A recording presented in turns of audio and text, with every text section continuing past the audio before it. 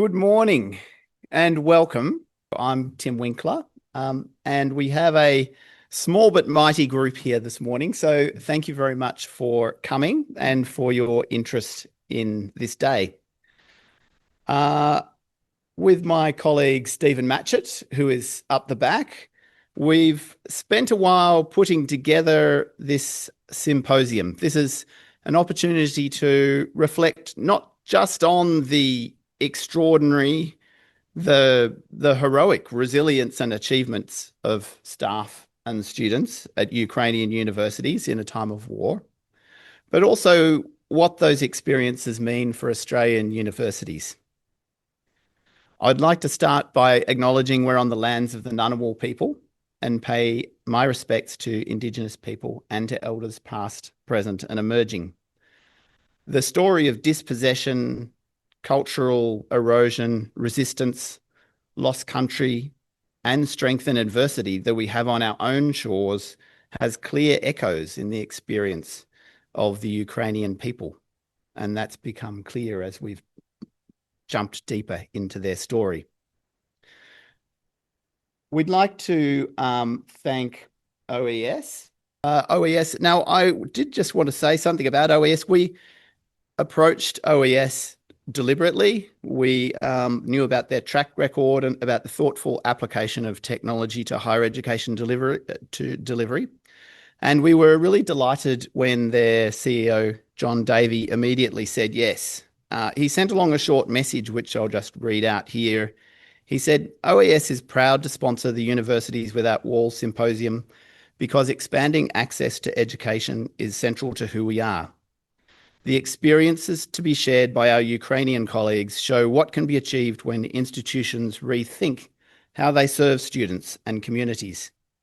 Their agility and resilience offer powerful lessons as we seek more flexible, sustainable, and student-centred models of higher education. We'd also like to thank our partners. For our 2026 partners at Future Campus, we wouldn't be able to do what we do without them. So we're very fortunate to partner with the Australian Catholic University, Deakin University, Griffith University, Monash University, the University of New South Wales, RMIT University, Uni Mutual, Western Sydney University, and Workday. So a big thanks to all of them. I also want to thank Yana, Sychikova, and Igor Lyman. They're come all the way from Ukraine to share insights with us here this week. It was 72 hours of travel just to get here. They arrived in Sydney on Friday night and thankfully have slept at least a couple of hours per night since. Oh. Their generosity in being here and committing to opening a window into their lives at a time of profound personal and professional challenge is really quite remarkable. I want to start by noting that so often we try to keep a separation between the professional and the personal, but engaging with colleagues and staff, we repeatedly see the folly of trying to keep those two worlds apart sometimes. Yana and Igor's story have manifold hooks, as we would say in the news business. The Yana you see here has had to hide in safe houses for a month while she was hunted by Russian forces before a nerve-wracking escape through dozens of checkpoints. But she's also a person whose deprivation of home can be seen at the kitchen bench. She wonders whether to buy another wooden spoon for her house because she has perfectly good ones at home. But home is 4 years behind her and nobody knows how far ahead. Igor has built an amazing collection of historical artifacts relating to southern Crimea, which were held at the university in the town where generations of his family had lived. He's the ultimate pin-up for why you should study history. He saw the speeches being made in Russia, realized there was an invasion coming, and drove out of town to safety just days ahead of the Russian invasion. The occupiers have destroyed his priceless research collection, and he's been forced to pivot, studying the effect of war on displaced Ukrainian universities with Yana. His life is also shaped by his current accommodation on the 22nd floor of an apartment block in Kyiv, where there's regular air raids and electricity for only a few hours a day, which mean the lifts don't run most of the time, causing serious personal danger. For Yana and Igor, the immense challenges, loss and stress of running a university and a life through 4 years of war and homelessness or displacement is unremarkable to them. It's a story common in their community, but something so foreign to us that it's important to consider that personal and professional context as we consider their story today. One of the most powerful things they've learned in 4 years of running a university without walls is the power of shared experience, connection, and well-being, seeking to look after each other even in small ways and adapting and bending to accommodate others in similar circumstances. So the melding of professional and personal has been significant and I think a useful context for their presentation. The story of their escape, resilience and persistence amidst the threats to their life is extraordinary and reason enough to be here. But then the insights they've gained in 4 years of running a university without walls and their analysis of what makes a university relevant, useful and effective to community have significant and really powerful implications for how we operate in Australia. So there's been 12 years of war, 4 years of occupation in their city, 4 years of temporary homes, and 4 years of running a university from a borrowed building which is 30 kilometres from the front line. There's no campus, no homes, no research archive, little money. There are students studying on the front line in secret in occupied territory, students and staff scattered around the world. But at the same time, this is what they've achieved. Enrolment's growing, completion strong, research output actually higher than pre-war, curriculum renewal underway, and strong community bonds forged because they are in the same boat as the people who've also been displaced. So there are lessons for crises, there are lessons for the world in peacetime and lessons for Australia in their story. I'd now love to invite them to come and speak. If you'll welcome Yana and... First of all, it is a privilege to be here today, and would also like to apologize in advance for my English. It is not my working language, so I will read, sometimes not very well. And we would like to thank Team Winkler and the Future Campus initiatives for bringing us together today. And allow me briefly to introduce ourselves. I serve as Vice-Rector for Research at Berdyansk State Pedagogical University. My primary academic field is nanomaterial science. Yet war has a way of expanded professional boundaries. Over the past years, my responsibilities and my research have extended into a new domain, understanding how war reshapes universities, their governance, their identities, and even their ontological foundation. And my colleague, Professor Igor Lyman, is a historian and the coordination of our university international activities. Together, we study the survival strategies of displaced and frontline universities in Ukraine. Today, we would like not only to share our experience, but also to invite a broader reflection on what remains of a university when its physical campus disappears. And but first, allow me to say a few words about the university we once inhabited and to continue to inhabit in a different form. Until 2022, our Berdyansk State Pedagogical University was located in the coastal city of Berdyansk, on the shores of the Azov Sea. And this is not a metaphor. Our academic buildings and student dormitory were quite literally steps away from the beach. Our students studied overlooking the water. Seasons structures academic times, and campus was open, luminous, and deeply integrated into the life of the city. And BSPU often described as one of the most beautiful universities in our country.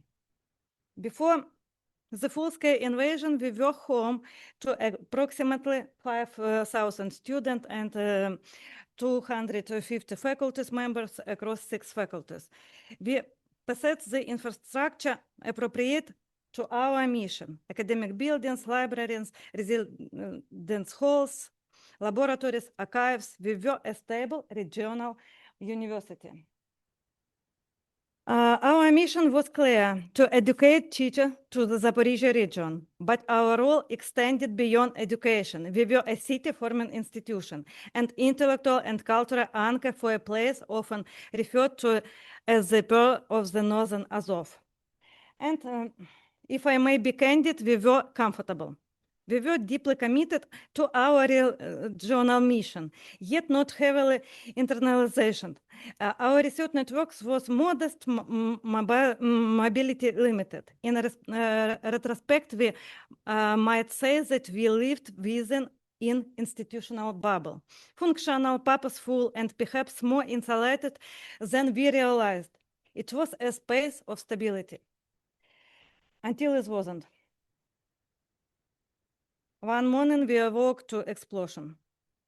In an instant, the conditions that had sustained our institutional life collapsed.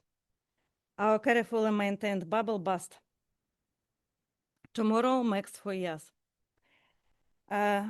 In Ukraine, we honor the memory of all those who have lost their lives with a daily minute of silence. I would like to invite you now to join us in observing this minute of silence.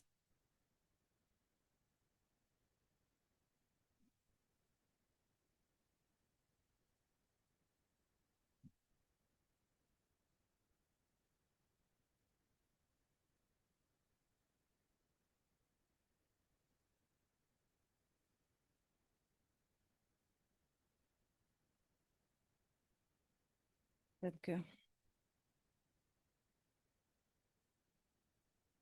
The writer Boris Vian, in front of the daydream, imagined a room that slowly contracts as life fades from it, walls moving inward, space tightening around its inhabitants. But what happens when the walls do not contract? When they disappear? This was no longer a literal question. It became our institutional reality. On the 3rd day of the invasion, occupying forces entered the city. One of their first visible acts was to remove the Ukrainian flag from our university building, a gesture that revealed something profound. Even in war, the university is understood as a symbol of sovereignty, knowledge, and cultural continuity. The occupation brought immediation, arrests, violence, and loss to our city. Members of our academic community faced direct threats. Many there forced into hiding. The university, as we had known it, became inaccessible. And yet the question confronting us was immediate. Could a university continue to exist without its campus? We made the decision to relocate. Leadership departed, carrying almost nothing with them, except the university charter. Everything else remained under occupation: buildings, laboratories, archives, documentation, the material body of our university. In a single day, we were separated from the physical university, and yet the university did not vanish. And if you allow me, I would like to demonstrate 2 sounds. The first structures the rhythm of our academic day for decades.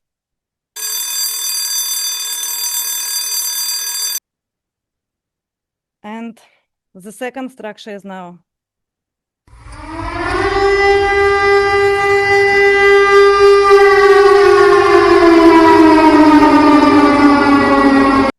Universities are organized not only through space, but through time and through sound. When the soundscape changes, the university itself must be reorganized. Today, this is the acoustic reality for all universities of Ukraine, and many like us were forced to leave their campuses and search for new ways of existing. What happened to Berdyansk State Pedagogical University is not an isolated story. It is a part of broader transformation of higher education under extreme conditions.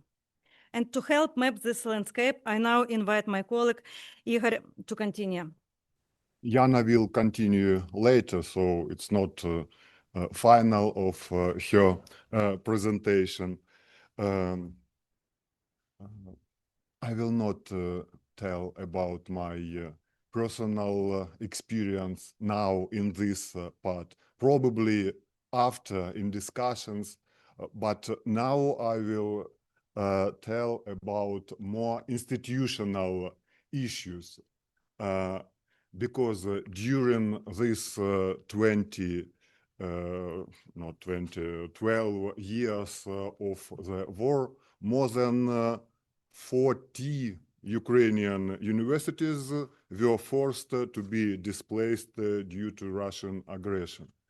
As I understand, it's almost equal number as number of universities on the whole continent of Australia. And you can imagine that all this university should change everything. Moreover, a considerable number of universities were forced to relocate a second time, losing everything that was created after the first relocation. Several relocated universities have been reorganized during this period.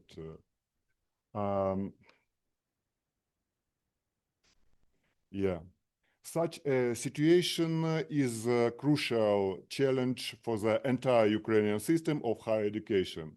Since the situation is very dynamic, until recently, we not only lack the overall research on this network. Instead, there are isolated case studies, but even the data about exact number of relocated universities and research institutes differ in the statement of various government managers and researchers. I will explain later why. Besides, the problems of displaced universities remain almost unknown abroad, which prevents an adequate perception of the situation with scientists and high education in Ukraine as a whole. Under such condition, we conducted research called Institutional Capacity Building of Relocated Universities, Monitoring Study and Recommendation for Improvement in National Scale. We did this during a year from October of 2024 till September of 2025.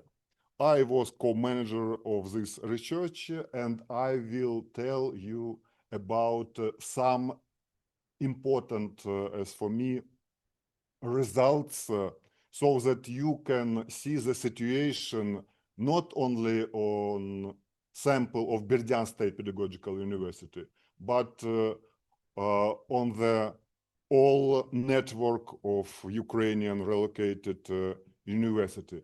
And speaking about future part of my lecture, our symposium now about universities without walls. We have more than 40 relocated universities in Ukraine, but only our university, only Berdyansk State Pedagogical University, declare that we work according to conception of university without walls. And why it's important, we'll try explain you today. So it wasn't just cabinet research. We visited, me and Professor Taras Finikov, Professor Finikov, will celebrate 75 years old next month. He is ex-Vice Minister of Education and Science of Ukraine. He spent a year with me traveling by Ukraine from one relocated university to another. You can imagine. And many of these universities relocated to Zaporizhia, for example, on the distance of 30 kilometers from front line. And it's also great experience and great impressions, at least for ex-Vice Minister too. And it's important because for me, who is representative of such university, it's understandable but much better than for authorities, for managers who live far away and who don't understand from inside all this feeling, situation, etc., etc. So we had in-depth interviews with all rectors of this university, with rectorate, vice-rectors, etc. And it was during several days in each university. So you can imagine that you get to know a lot of facts about past. I'm historian, that's why I asked more than an hour about history of relocation. And each history was unique, and at the same time, each history have similarities with others. And we study all main aspects of activities of relocated university during relocation.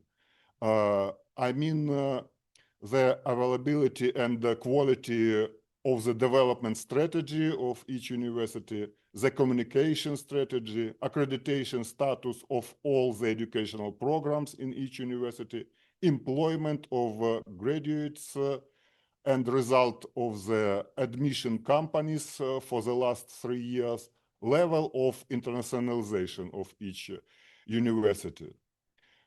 And while analyzing the phenomenon of displaced universities of Ukraine, it was noting that the displacement process experienced 2 major waves, I mean in 2014 and in 2022.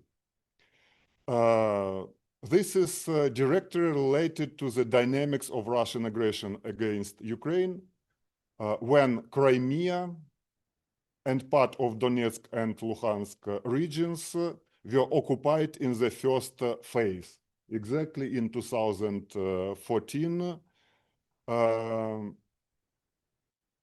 A distinctive feature of the first wave of relocation was the desire to relocate displaced institutions to territory controlled by the Ukrainian government, but preferably as close as possible to their original locations. So you can see that just several universities changed dramatically their location. Others relocated just several dozens of kilometers from previous place of working. Why? 2 reasons.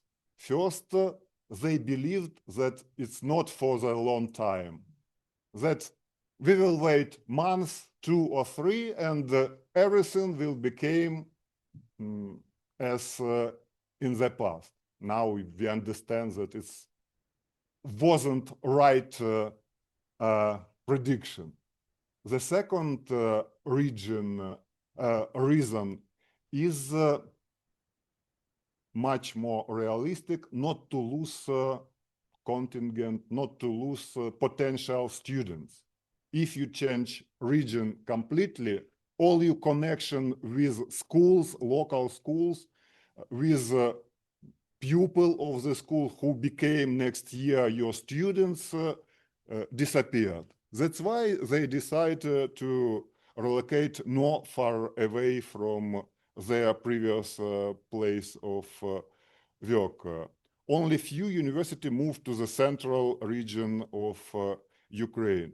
And as we understand, after full-scale invasion, this strategy was much better, because all these universities in the east should become relocated for the second or for the third time in 2022.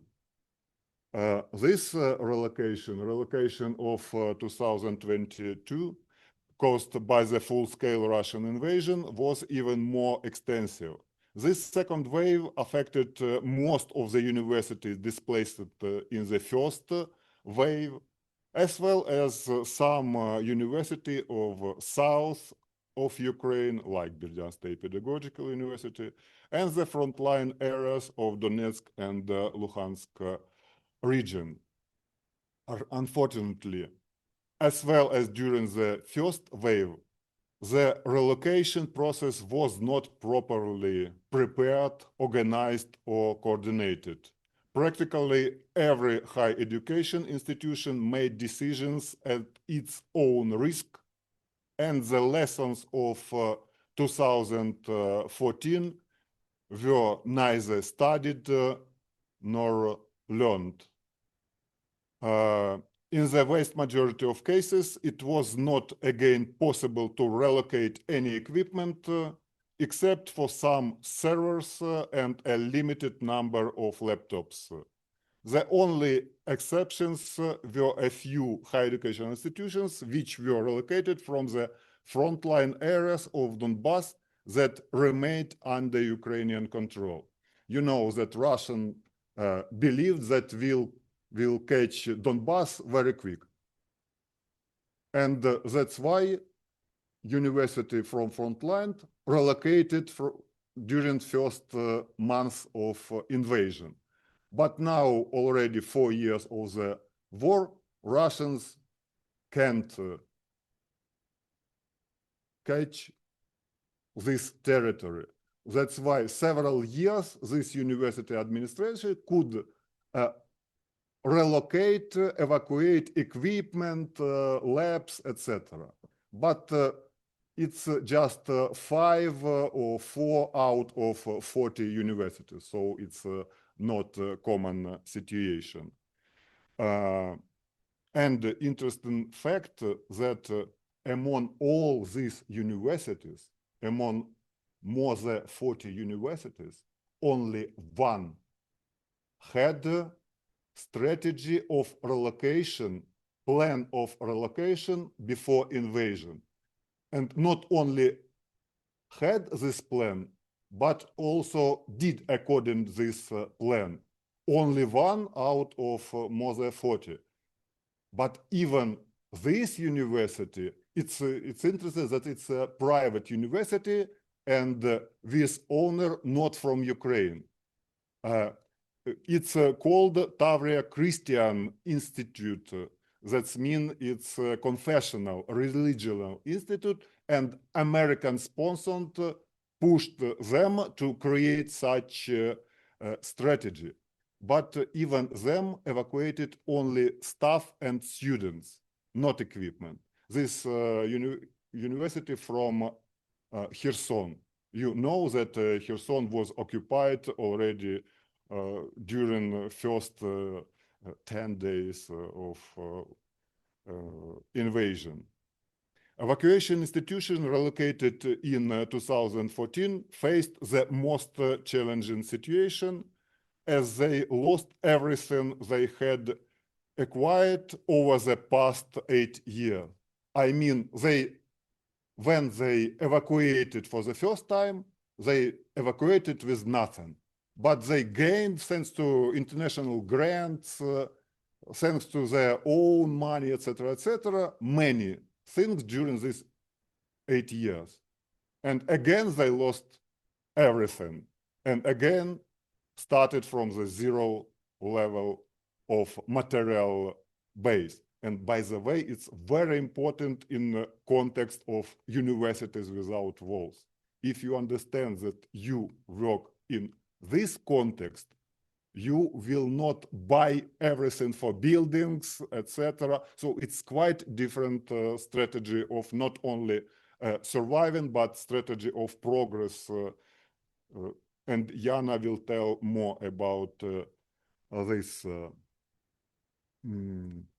Here you can see university which were relocated several times, not twice, but even 3 or 4 times. Also interesting situation. Why? One of this university is this exceptional with strategy of relocation, Tavria Christian institution.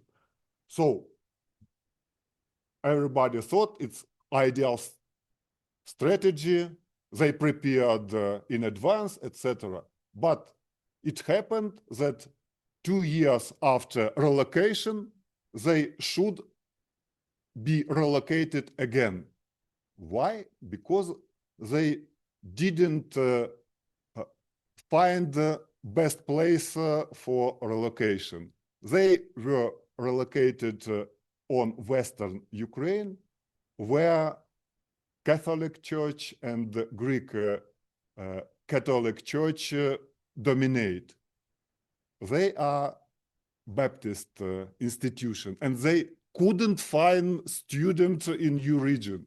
That's why they were relocated to Kyiv. Kyiv is capital, probably not like Canberra, because Kyiv is megapolis with 3 or 5 million people. As usually, if it's megapolis, it doesn't representatives of one confession. That's why they live and work now good in the capital. But again, it's an exception. The Ukrainian experience demonstrates that relocation is not a single event, but a polyphonic process encompassing diverse organizational trajectories, strategic decisions, and adaptive practices. And we get to know this about thanks to our research. On the screen, you can see different strategies or different typologies of universities, relocated universities in Ukraine, and this is answer why nobody could answer even the question how many relocated universities we have. Because in reality, this process of relocation, you can imagine, and process of the war is very dynamic. Every week something changes.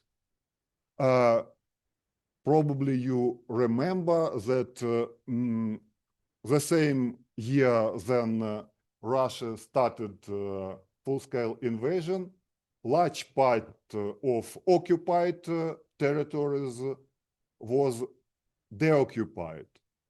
So some universities came back to previous places, for example, to Kherson. But then Russians start to terrorize this city. Kherson now still on Ukrainian territory.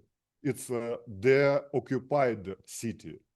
But Russians do everything so that people couldn't live there. Attacks on civilian, on bus stops, on markets, etc.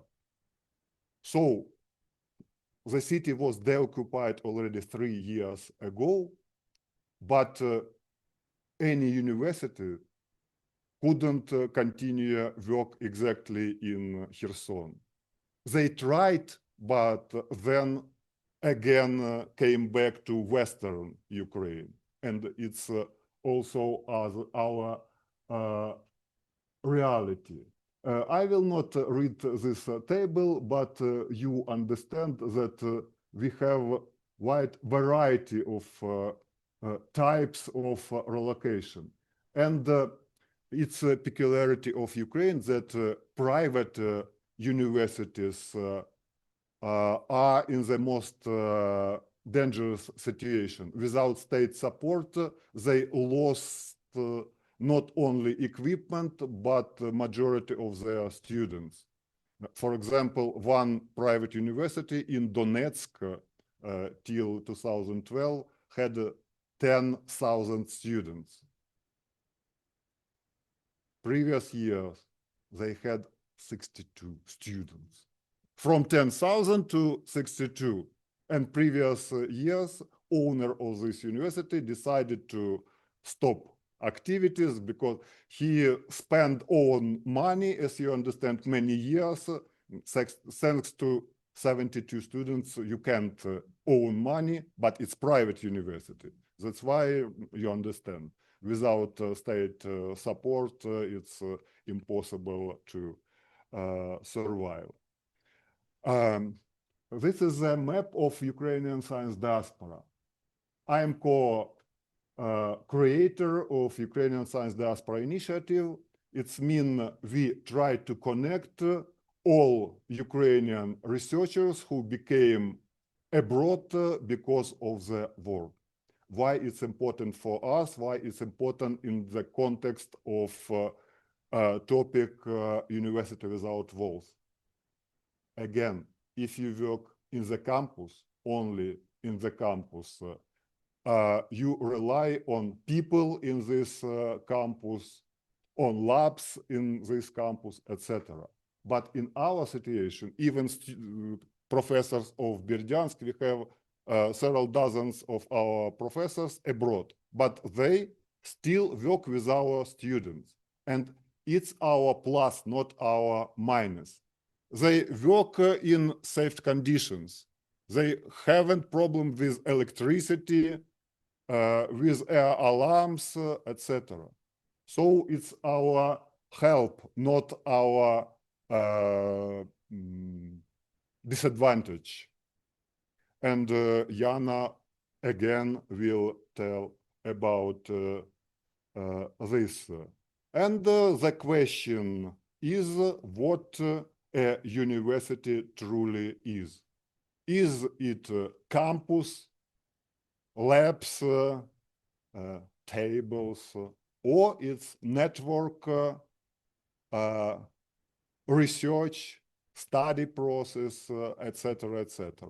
I think that Yana will try to answer to this question. Thank you. As Igor says, we often describe ourselves as a university without walls. Yet this idea did not originate with us. Experiments bearing this name emerged in the 1960s and 70s, most notably the University Without Walls programs in the United States, and later the Open University in the United Kingdom. This initiative sought to rethink higher education as accessible, socially embedded, and spatially decentralized. More recently, the European University Association revised this image in the strategic vision, Universities Without Walls, portraying the university as an open, autonomous, transnational actor integration, education, research, innovation, and culture. For many institutions, this is a future-oriented aspiration. For us, it was not a strategic choice. It was a condition imposed upon us by history. And as Igor said, after leaving Berdyansk, we relocated to Zaporizhia, a city that today lies dangerously close to the front line. Capturing the entire academic community is such a place would have meant reproducing vulnerability rather than reducing it. So we made a decision grounded in responsibility. We allowed each member of our university to determine that it was safe to live and work. Teaching moved online. But let me be clear, a university without walls is not synonymous with digitalization. Online platforms are tools. They do not constitute the university. What imagined instead was something structurally different. Our faculty and students dispersed across Ukraine. and far beyond it. Today, our academic map extends across continents, evolving as new nodes appear. And first glance, dispersion may seem like fragmentation. Yet we came to see it differently. Mobility can also be a form of resilience. Freed from strict territorial anchoring, our research became structurally mobile. Collaboration forms across Ukraine. Projects expanded and intellectual exchange extended. Displacement enlarged our scientific horizon. Our primary regional, our university began to operate within a global academic circulation. We concentrated our research on the war and post-war recovery. Today, our university has become one of the global reference points for studying the impact of war on higher education in Ukraine. And describing geography alone does not explain what truly happened to us. To understand the transformation, we found ourselves reaching for a different language. The writer Boris Vian once depicted everyday life as a fragile form, unstable, responsive to human joy and loss, a space that quiet breathes that zoos inside it. And the philosopher Peter Sloterdijk offers another image. Society as a multiplicity of coexisting bubbles. The spheres do not fully merge, but they remain connected through delicate membranes, channels of communication, trust, and shared meaning that allow life to circulate between them.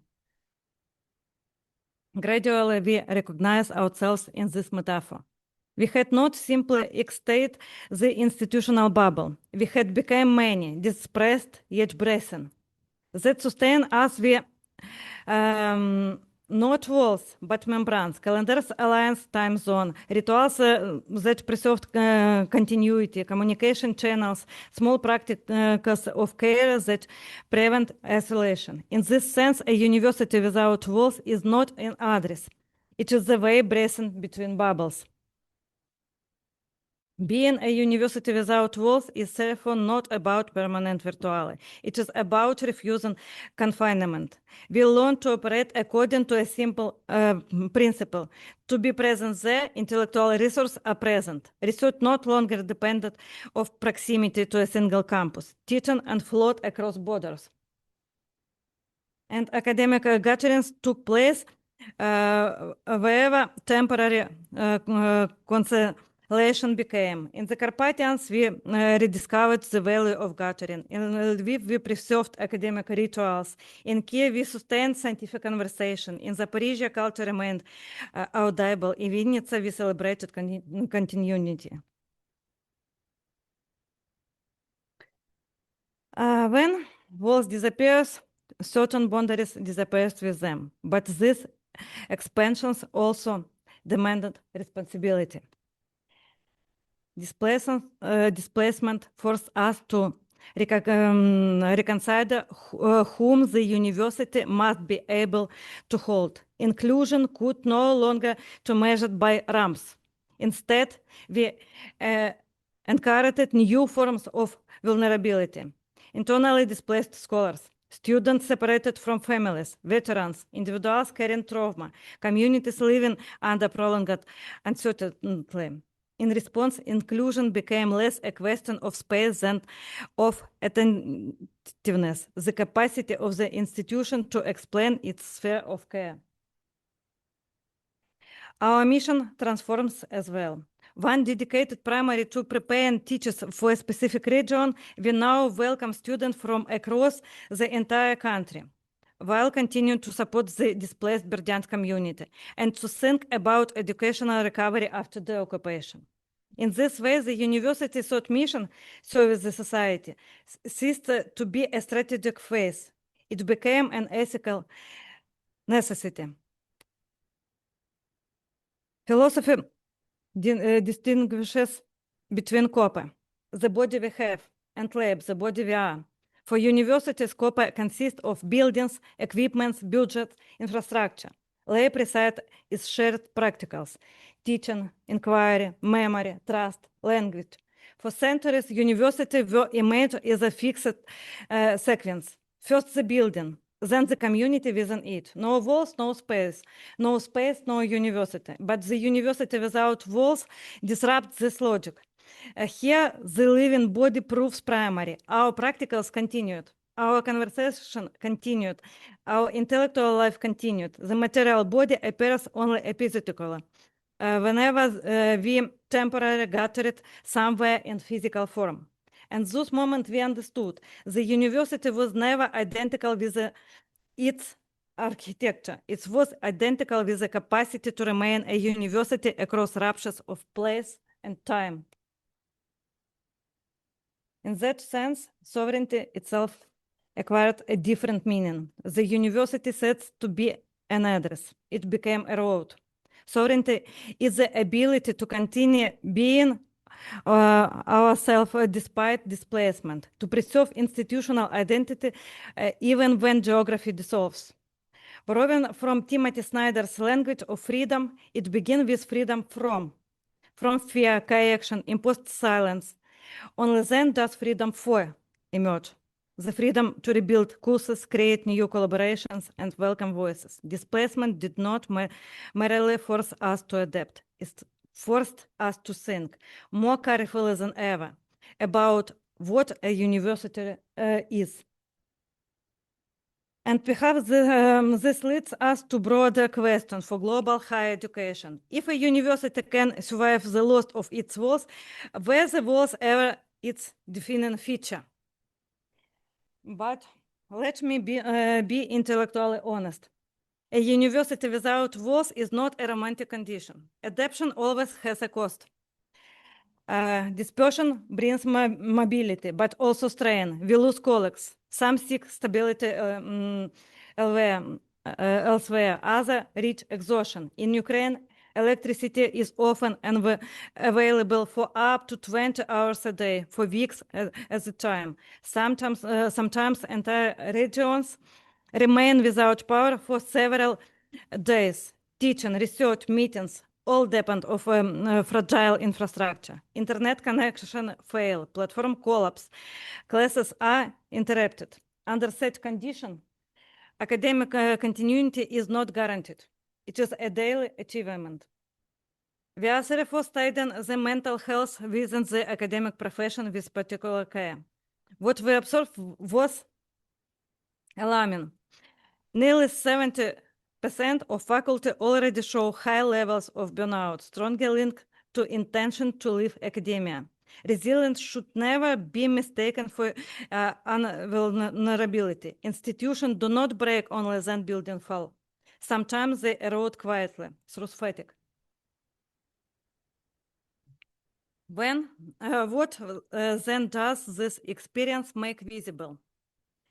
Not only about Ukrainian universities, but about the university as such.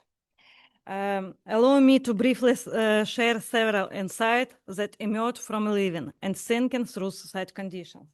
And insight one, the university is not a place, it is a capacity.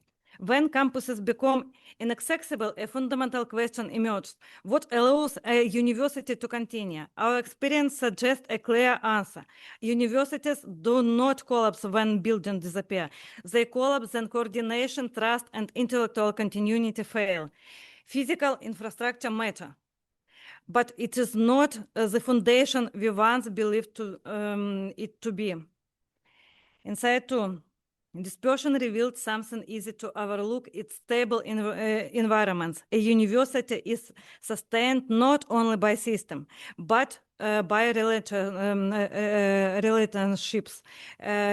Resilience grow, work connection, and across time zone, distance, and uncertainty. Shared rituals preserve belonging. Communication sustain trust. Visible leadership reassures communities even from afar. What appears intangible is, in fact, structural. The real infrastructure of a university is relation. As Igor says, Flexibility must be designed before crisis. One of the quiet lessons of disappointment in this preparedness is not pessimism. It is institutional maturity.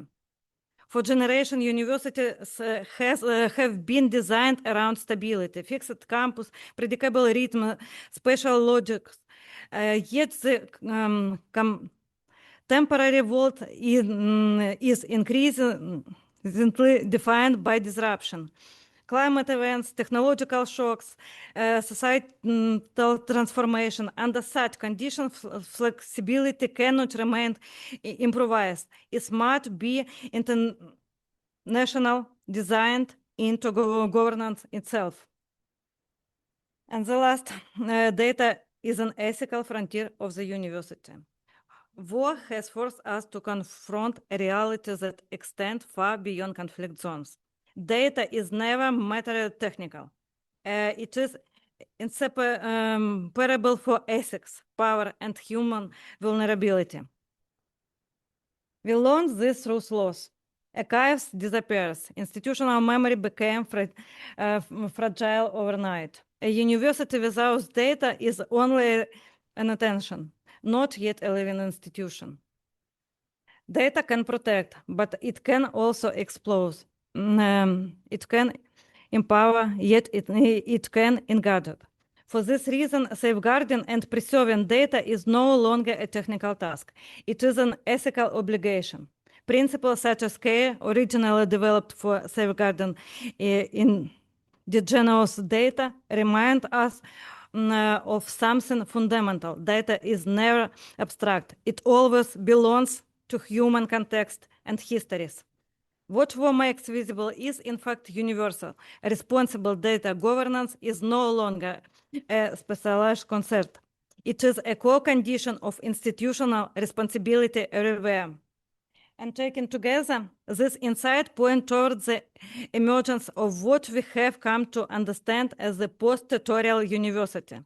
Not defined by geography, but by coordination. Not sustained by buildings, but by relationships. Not protected by walls, but by ethical responsibility for data. Not designed for permanence, but for continuity through disruption. And the simplest lesson may also be the most enduring. Universities are never made of stone. They are made of people. A university in and out is not a structure we inhabit. It is a structure we carry. Thank you.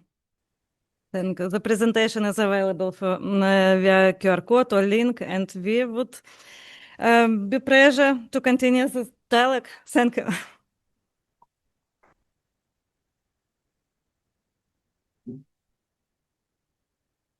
Thank you so much, Yana and Igor. Thank you. A wonderful presentation. We've got time now for some questions. I'll start off. You gave us so much in your presentation. Once peace comes, what things do you think you will retain? Are there particular things you think you will stick with that you've learned through this time? I realize you've covered a lot of that ground, but are there anything particular that you want to highlight that you will retain and carry forward once peace comes? Thank you for such question. But again, in 2022, we believed that the peace will come in 2 or 3 months. That's why our location is temporary. We shouldn't change many things. We just have to wait. When I, with Professor Finikov, visited all these 40 with something universities, we get to know that representatives of each universities of the first wave had the same feeling. We shouldn't change many things because war will be finished soon.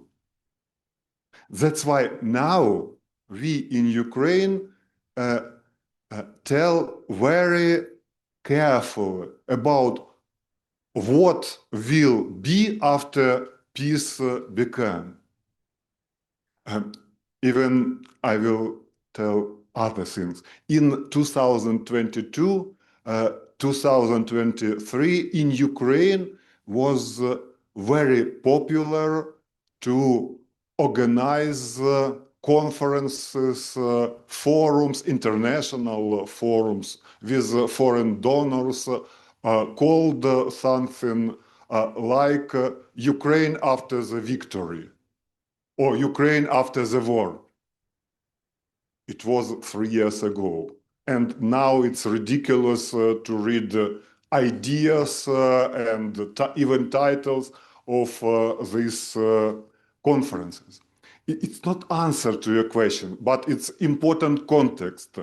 But anyway, we have in our mind already not many probably, but some things which anyway, would it be next year or next decade or tomorrow, what will be with us thanks to war, thanks to experience of this war, thanks to experience of our relocation. And the title of today's discussion is one of these things. University without walls is the answer to our questions, and it's answer to modern, past, and future challenges. We shouldn't rely on our walls. When we speak with all our professors, students, will you come back when Berdyansk will be deoccupied? Each of them answer by the first train. It's true, but it doesn't mean that everybody should wait this moment that the first train to Berdyansk will come. We should live now, because this now can continue during decades. So even after the occupation, we don't know when it will be. I'm not even sure that it will be during my life. Yeah, but when Berdyansk will be deoccupied, we shouldn't rely only on regional students, regional topics. I'm historian. I am person who studied history of Berdyansk and Berdyansk State Pedagogical University during the decade. I and my wife, professor, also historian, Victoria Konstantinova, published 5 volumes of archaeographical edition material for the history of Berdyansk State Pedagogical University. We did it during 10 years. You can imagine, we know everything about every room, about every person in our history. And you can imagine how it hard for us to be far from these walls, from these rooms, etc., etc. But because of the war, I changed the region of living, and I changed topics of my research. And even when I will be back, I will not study only regional question, but also question which in particular connected my region with all over the world. That's why, again, with Professor Konstantin, it's not advertising, but I love my wife. That's why I speak about her already for the second time. Yeah, we started a series of the monograph about foreign consulates in our region, in Berdyansk, because during period of Russian Empire, we had 15 consulates. when Russia started aggression, we decided not to visit Russian archives, not to visit Moscow. For us, it's not possible. But what is the answer if all our documents about Berdyansk are in Crimea occupied or in Moscow, our enemy? We decided to try to find documents about Berdyansk in other countries which had their consulate in our city. And it was great discovery. We could see our history by the eyes, not Russians, but British people, American people, etc., etc. Again, it was challenge, but thanks to this challenge, we received new progress. Sorry for such long answer. Yeah. Can we have a lady on the right? Thank you so much. That's such an inspiring, fabulous presentation. Last week, I was at an event away from the university, and someone asked me, why do you think universities have a right to exist in Australia? Why do you think you should be supported? And you've described to us a set of circumstances over a long period where I presume you also ask those questions. And I guess I wondered about, when you're confronted with such danger and challenge and complexity, what have you discussed, in a sense, amongst your academy, amongst yourselves, to say, we must keep going, we must do it? Is it for the history of what you're doing, for the intellectual input into these challenging national questions? Is it for the students? Sort of what in your mind is the reason to keep persevering in the way that you have? Reason to continue doing. To be universities, why not just say, well, we'll just shut them down and we'll wait till, a few years' time, we'll come back. Why to keep going? Because universities, in your mind, are doing something nobody else can do? I guess I wonder what your discussions are in that. We have national discussions. Probably in this context, again, I will not answer in 2 sentences, but you, we have this, okay. Whether displaced universities should exist, we have discussion, because they have a lot of challenges which haven't other universities. But one of the main reasons is, and it's true, it's not just a proclamation, each displaced university is a hope for people on occupied territory for the deoccupation. Hope, and not even hope, but understanding by people on occupied territories that Ukraine care about this, and Ukraine plan to be here. And we have students on occupied territories. They want to receive Ukrainian diplomas. That means that they see their future with Ukraine, not with occupiers. And we had the same name, Berdyansk State Pedagogical University, although we are not in Berdyansk. And while we have this name, people in Berdyansk believe that they are in Ukraine, under occupation, but in Ukraine. 3 sentences. No. This named the 3rd mission of university, service to community. And we carry this mission. One word, 1 sentence. Great.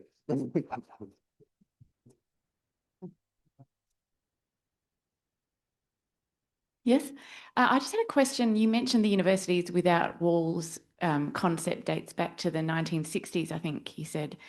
But my question, and as a historian, you'd be interested, the flying, well, both of you, but the flying university concept, which dates back to, the Second World War and under communism, is a sort of predecessor, my sort of thoughts were. And I wonder if there's something you can trace back your lineage, in other words, to this displaced concept of learning beyond that post-war period, if there's learning for you there? Yeah, it's connected, but you understand that flying university is something different, and reason for appearance of this university is more ideological. And yeah, you know, also we try to find the connection of Ukrainian situation with history of other countries. And one of the closest country is Belarus. And you know that European university from Belarus already many years, not in Minsk, not in this country, but removed to European Union because of repressions, etc., etc. So it's also one kind of relocated universities, but not university without walls. Once more, not many universities, not many, it's very optimistic. Universities declare that they are universities without walls. Many declare that they are displaced or relocated universities. That's not the same. At the same time, online university and university without walls, again, not the same. 2 years of COVID prepared us for relocation, and not only us. But other universities decided that period of COVID and period of relocation, the same for organization of educational process. It's not the same. Thank you. Yana and Igor, thank you so much. I echo the gratitude for your talk. Kelly Matthews from the University of Queensland. You mentioned university as people and the relationships and the connections. And then you also mentioned a high level of burnout amongst your staff, which sounds right. Can you give us a little bit of insight into how the relationships and the connections help resolve that high level of burnout for your academic staff?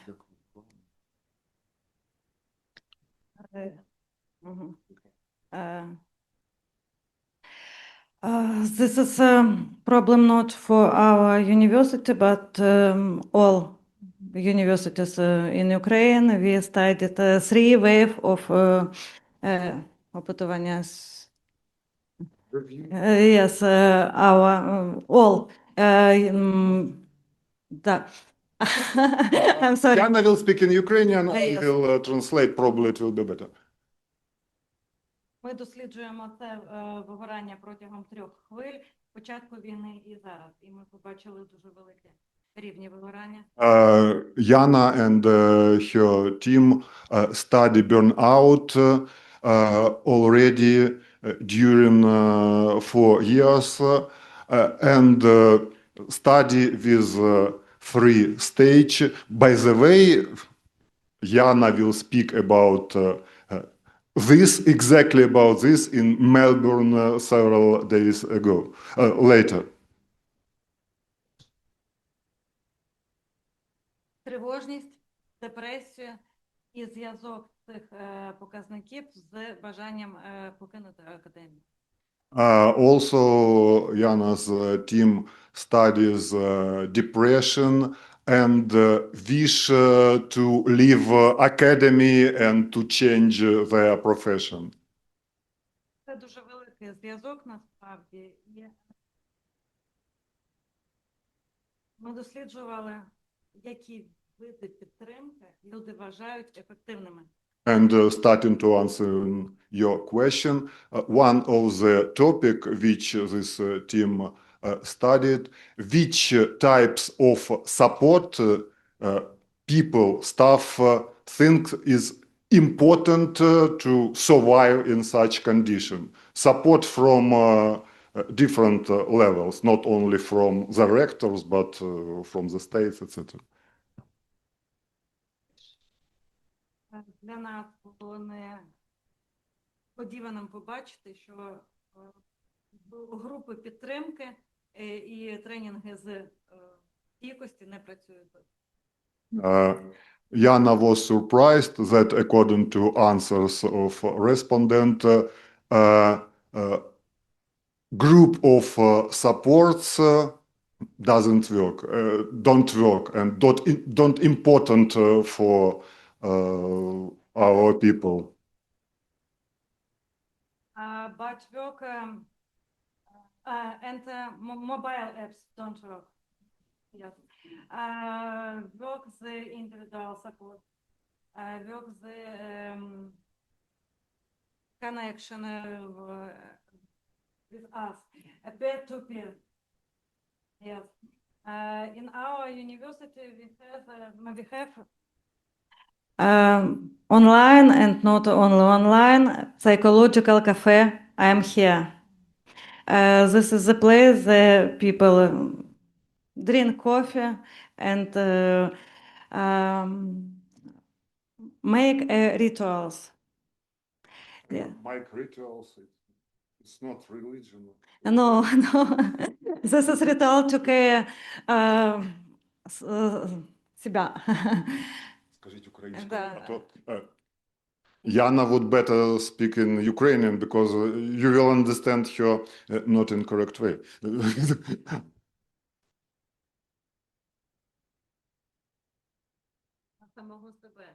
It's not rituals, but instrument for self-supporting. Yeah. І це найбільша дія, насправді, коли людина розуміє, що спочатку вона важлива, а вже потім робота. And it's work. So one method is networking, and the second is self-supporting. When a person understands that he or she is important for herself or for himself and for others. Рівня трошечки стабілізується. І зараз прийнято казати, що це адаптація до війни. Now it's called adaptation to war. All these things about Yana told, adaptation to war.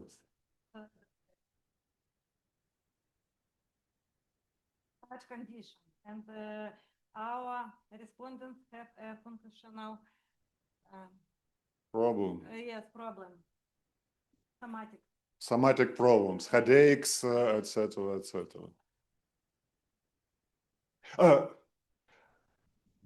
Probably we will invite you to Melbourne on lectures about exactly Yes, topics. that's probably a good opportunity. Дуже велика, яка дуже мало усвідомлюється університетами.